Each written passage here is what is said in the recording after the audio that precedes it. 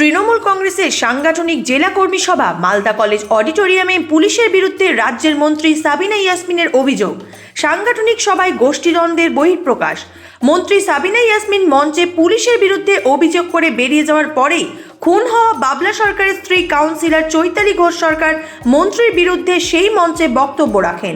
বহু বছর পরে ঈদে বাড়ি ফেরা, সব যেন কেমন অচেনা অজানা। রায়ন বেটে, কেমন আছো ইদ্রিস চাচা? ভালো। শহরটা দেখছি পাল্টে গেছে না?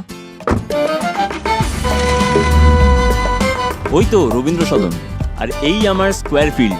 চাচা, ঈদের কেনাকাটা হয়েছে? আর ঈদের কেনাকাটা? কাল তৈরি থেকো, নামাজের পর পুরো শহরটা ঘুরে দেখাবো।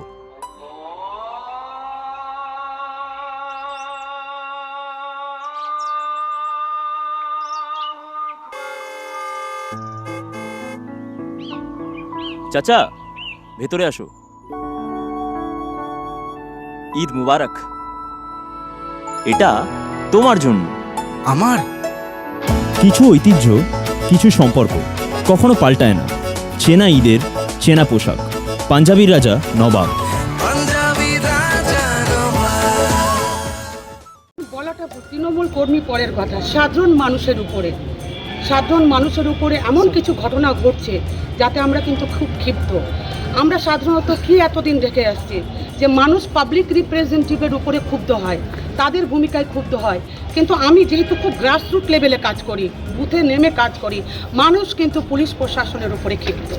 বিরোধী রাজনৈতিক দলের হয়ে পুলিশ কাজ করছে বলে দেখুন, আমরা পুলিশ এখানে বিরোধী বা স্ববিরোধী নয়, পুলিশ প্রশাসন নিউট্রাল কাজ করবে এবং সাধারণ মানুষের কথা শুনবে, যেটা লিগাল সেই কাজটা করবে। এখানে বিরোধী বা আমরা পুলিশের কাছ থেকে কোনো দিন, আমি ব্যক্তিগতভাবে কোনো দিন একটা কোনো ইস্যু নিয়ে ফাইনাল উল্টার চেষ্টা করিনি কোনো দিন, এবং ইললিগাল কাজকে সমর্থন করিনি।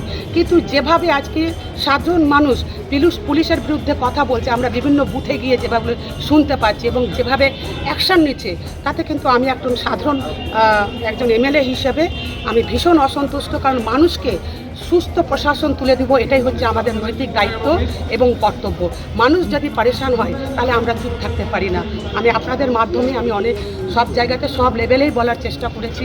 আপনারা সকলেই জানেন যে আমি একেবারে পুলিশকে কোনো প্রকারে অপব্যবহার আজ পর্যন্ত রাজনৈতিক জীবনে করিনি, কিন্তু আজকে সাধারণ মানুষ কিন্তু প্রশ্ন তুলছে।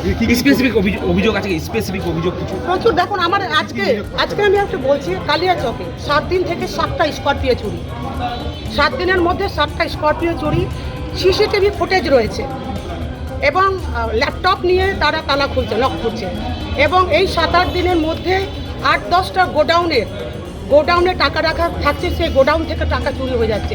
কোথায় ইন্টেলিজেন্সি আমাদের? মালদা জেলার ইন্টেলিজেন্সি কোথায়? পুলিশ কি তোলাবাজিতে ব্যস্ত? ভোটার তালিকা সংশোধনের একটা বিষয় এই মুহূর্তে গুরুত্বপূর্ণ, সেটা কাজ চলছে।